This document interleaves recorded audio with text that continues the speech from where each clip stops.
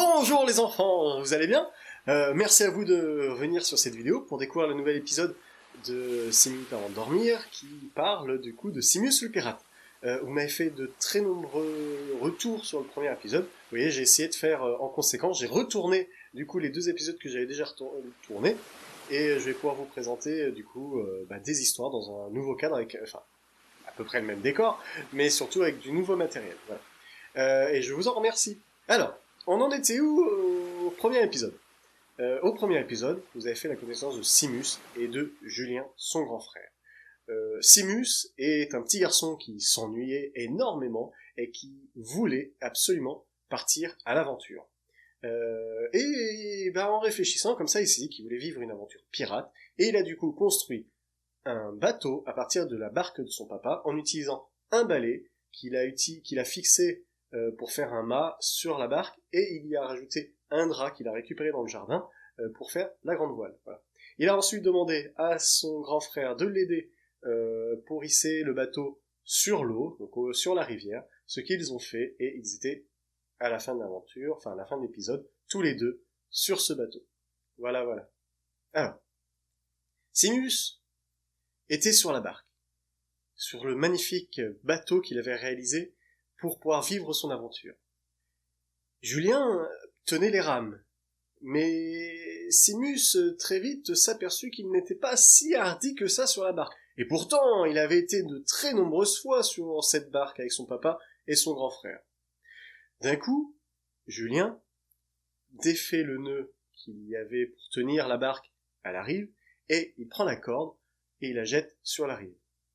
Et il dit « Ça y est, Simus, on part à l'aventure !»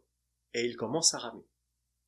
Simus, lui, il s'accroche comme il peut à la barque et il se sent pas très bien. Son ventre gargouille un peu et il a un peu, entre guillemets, le mal de mer. Julien fait « Mais qu'est-ce qui se passe ?» Simus lui répond « Je me sens pas très bien, je sais pas, j'ai un peu peur. » Julien lui répond « N'aie pas peur, t'inquiète pas, tout va bien se passer, regarde. Je gère le bateau, tu es assis confortablement, et tu veux vivre une aventure. Quoi? On peut rien faire de plus, là, je compte sur toi maintenant. » Simus se mit à fermer les yeux pour se concentrer. Encore une fois, il se répète « Mais je veux être un pirate, je veux vivre des aventures. Je ne vois pas pourquoi j'aurais peur sur ce bateau, il faut que j'arrive à me concentrer. » Il ferme les yeux, il s'imagine sur l'eau, il entend les clapotis de l'eau sur la barque, le vent lui souffle sur le visage, tout comme il souffle sur la voile, mais rien n'y fait. Il a mal au ventre, il se sent vraiment pas bien. Julien lui parle d'une voix douce et lui dit « Laisse-toi aller, laisse libre cours à ton imagination. » Simus se concentre à nouveau. Il fait le noir total. Il n'a presque plus mal au ventre, mais pour le moment, il n'imagine rien. Et d'un seul coup, il ouvre les yeux parce que son frère crie « Regarde là-bas, on dirait un aileron de requin !» Simus est surpris, il regarde et il n'y a rien. Il n'y a rien au milieu de la rivière, il ne voit rien du tout. Sauf que, au moment où Simus regarde à nouveau son frère, celui-ci n'est plus sur la barque, il est sur un immense navire. Un navire pirate avec une gigantesque voile et un drapeau. Ce drapeau avec une tête de mort, le drapeau noir. Simus est très étonné encore une fois et il se demande « Mais qu'est-ce qui vient de se passer? Je ne comprends pas. » Et d'un seul coup, il regarde sous lui et ses vêtements ont changé aussi. Il a une tenue de capitaine. Julien d'ailleurs n'est pas en reste, il est habillé lui également en pirate.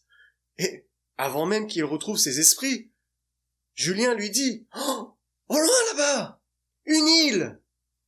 Et Simus ne sait plus quoi faire, ne sait plus quoi dire, il se contente de suivre les indications de son frère et il regarde de loin, et effectivement, il y avait une île.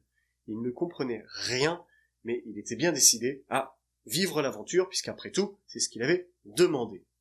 Il regarde au loin, et il voit une île, gigantesque, une île merveilleuse, avec des palmiers, une plage de sable blanc et de sable fin, un volcan, et il y avait de tout, des rochers. Et justement, des rochers, il y en avait aussi entre cette île et le bateau.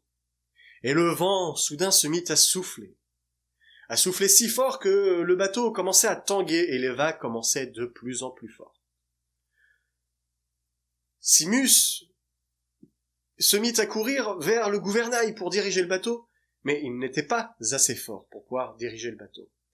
Julien, le voyant en difficulté, vient vers lui et prit le gouvernail à son tour. Julien était assez grand et assez fort pour pouvoir tourner le gouvernail.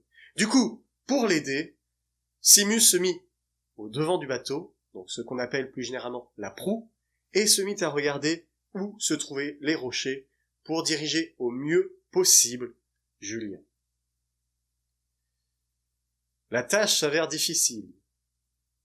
Mais si vous voulez savoir ce qui va se passer, je vous conseille de venir voir l'épisode prochain. En attendant, je vous souhaite de passer une bonne nuit, prenez soin de vous, et à bientôt.